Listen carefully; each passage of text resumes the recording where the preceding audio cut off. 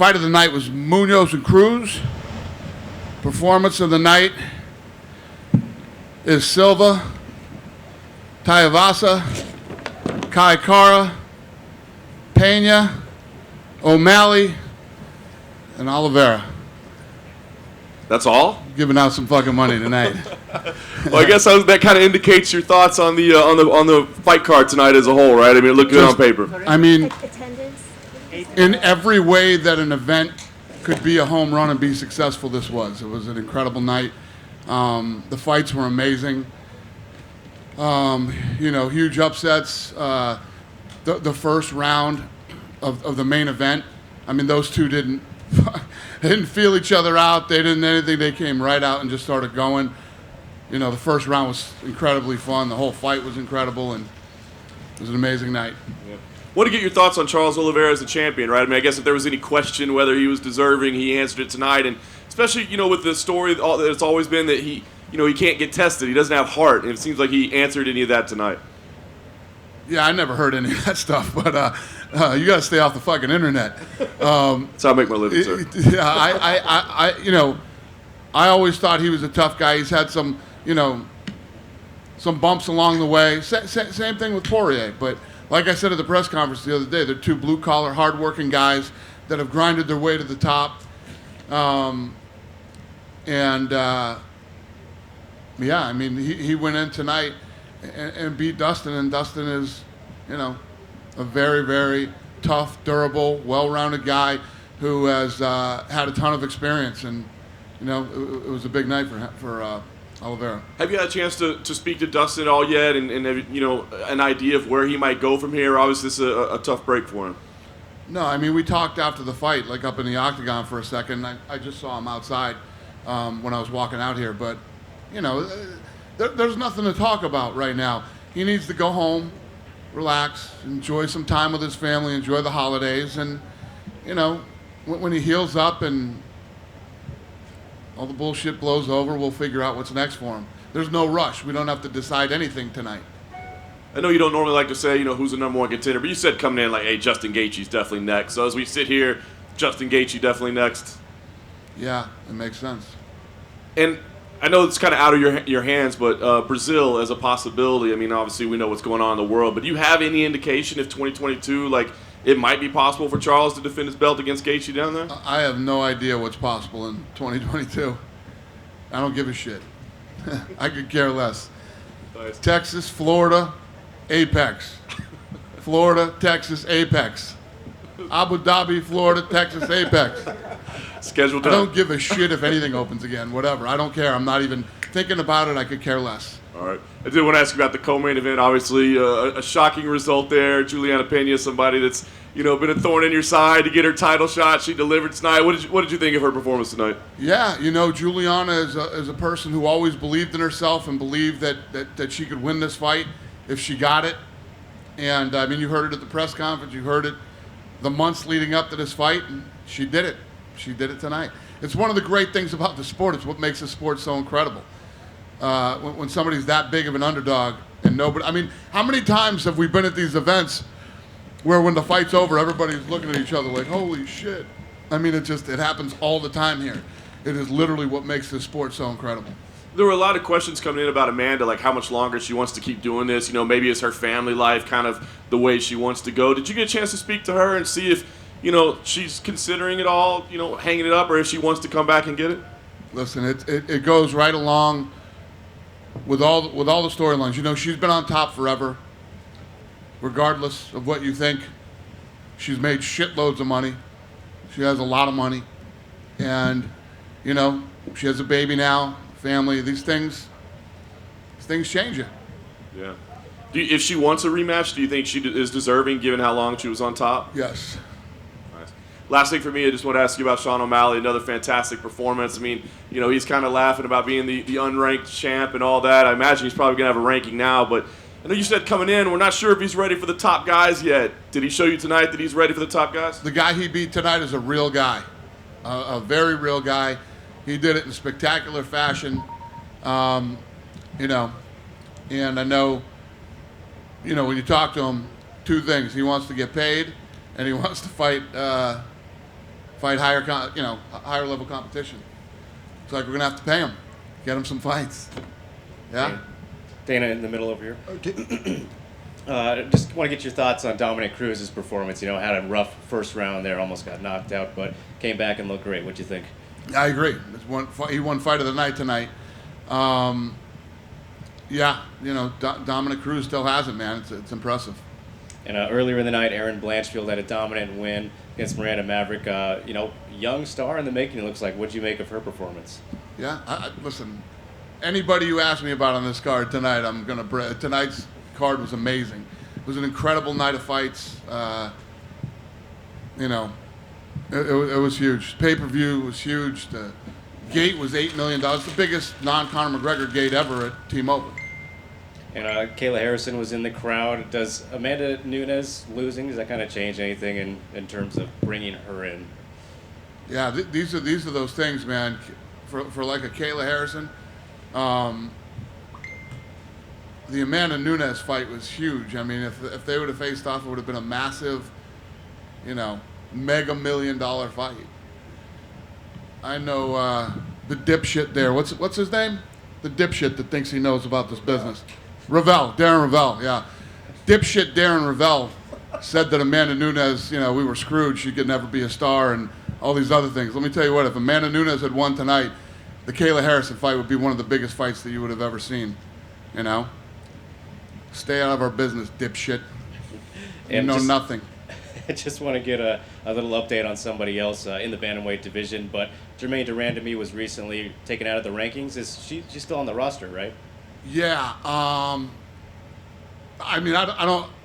don't feel like it's my place to say why.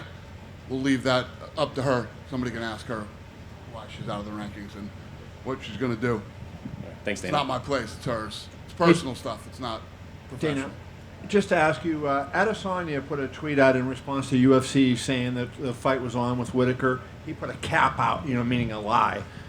He said what? He put a icon of a cap, an avatar like a cap, meaning a lie. He said it was a lie. It means you're lying in the millennial war. Right. I had to ask somebody what it meant. I'm confused.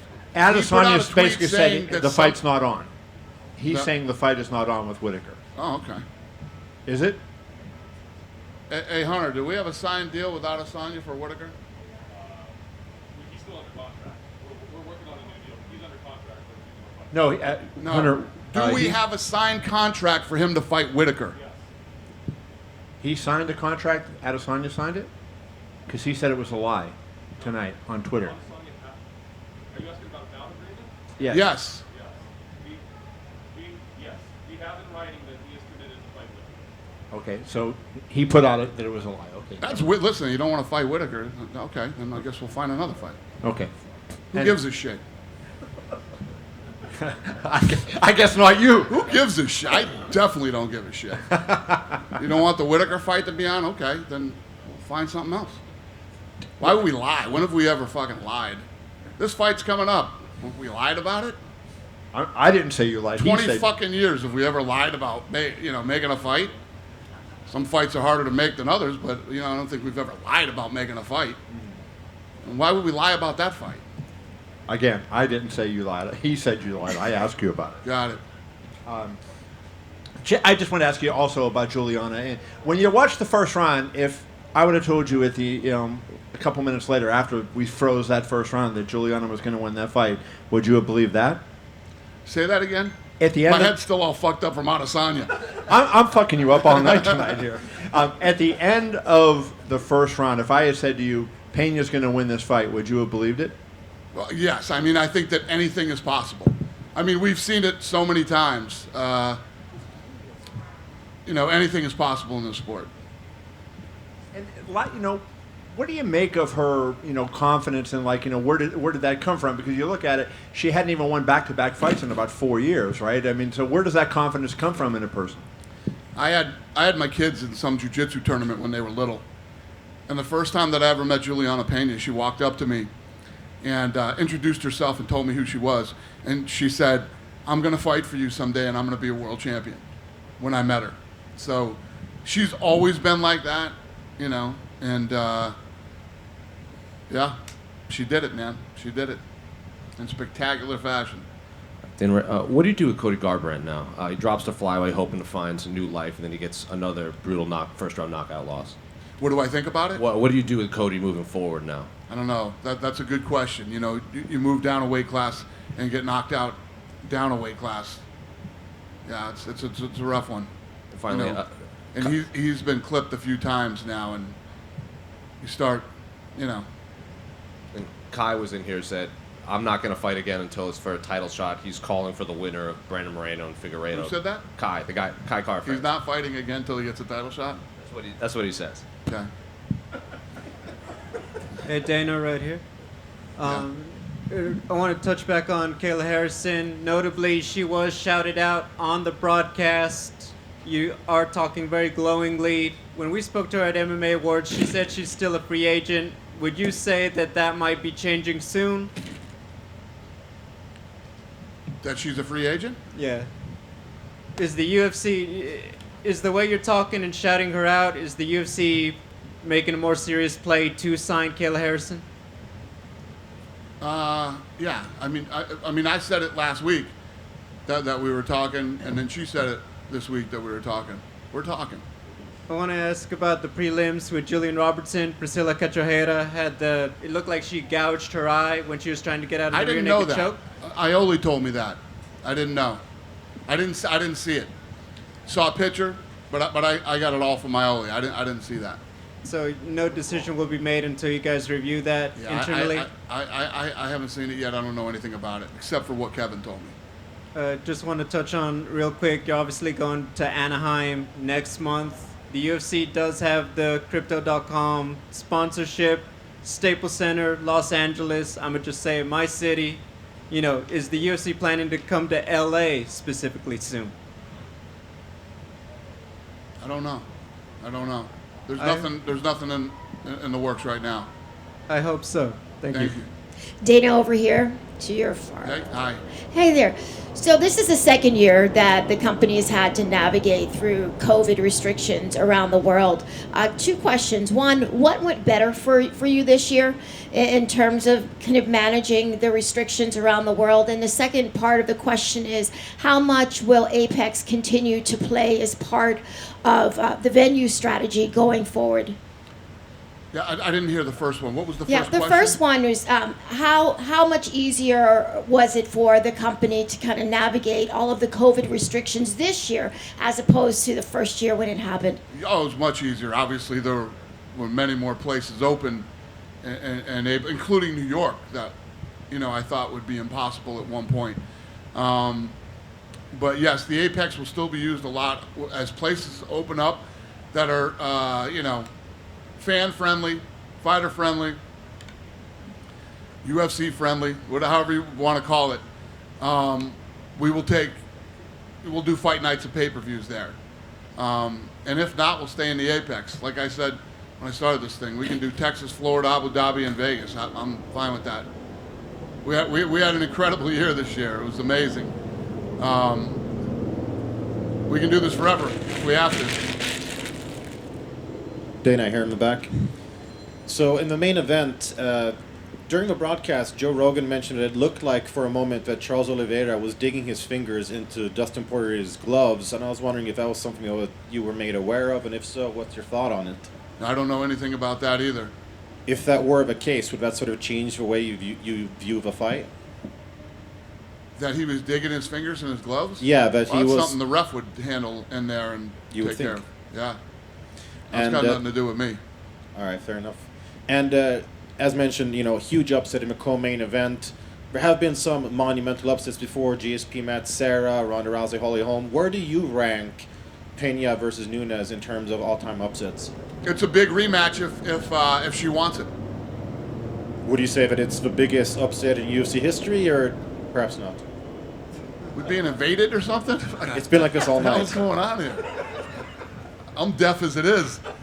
What's the question again? Would you say that it's the biggest upset in UFC history?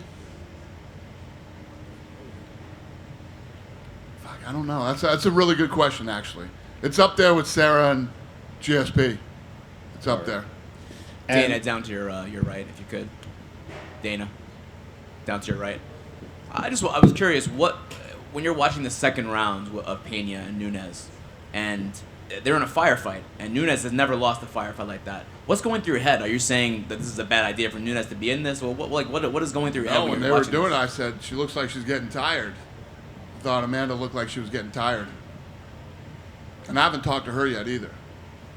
And were you surprised by not only the victory, but just how Juliana won? Because I think most people thought if Juliana was going to win, it would have been with her wrestling. That's her bread and butter. She outstruck Amanda Nunes. Yeah, I think that, well, they were in the pocket there, and they were both throwing. She was definitely landing more, but Juliana's face was getting busted up too. Juliana was taking some punches too. But it doesn't matter how strong you are, how big you are, how hard you hit. At the end of the day, in a 5-round fight, it comes down to who's in better shape. And you know Juliana trained her ass off for this fight. Did Amanda. Thanks, Dana. Hey, Dana, question for you. With Amanda Nunes losing tonight, does this result change your opinions if you ever want to see a trilogy fight with Valentina Shevchenko? I wasn't loving that thing anyway going into this fight, so that was never really in my plans. Lastly, I heard that Michael Chiesa got in some sort of scuffle. Is there any truth to that during that fight? No, he did not get in a fight. How do I say this without embarrassing this guy? He had a little bit too much to drink this evening. When she won, he freaked out and tried to jump into the octagon and fell down on his face, cut his eye and busted his eye open, then was arguing with the police that he needed to get into the octagon and be with her because that's his teammate. They dragged him out, got him outside, and we calmed him down in the back, and I went back and talked to him for a minute, and we're all good. Good? Dana, down here to your right. Yep, go ahead. How would you assess 2021? Because obviously you've had to navigate through the whole COVID situation and whatever. How would you assess 2021 in general? How would you assess 2021 in general? It was the best year we've ever had. It was the best year we've ever had. We smashed. I mean, we smashed the pay-per-view record. 8 for 8 sellouts. All those shows that had fans. We broke the all-time pay-per-view record this year for most pay-per-view buys, and tonight we smashed it. I mean, we didn't just break the record; we smashed the record tonight. Incredible fights this year. I don't know. I don't know what else to say. It was an awesome year, incredible year. And if you could pick a highlight of the year, what would it be? A highlight for the year. That's a tough one. I don't know. Right here, right now, I don't know the answer to that. There was so many things that happened. Good stuff. All good stuff this year. No real negativity, no bad shit. We kicked 2020's ass, and then we rolled right into 2021 and did the same. You know? And, yeah, it's been awesome. Cool? You guys done with me? Thanks for everything this year, you guys. I appreciate it. I hope you guys all have a happy holiday.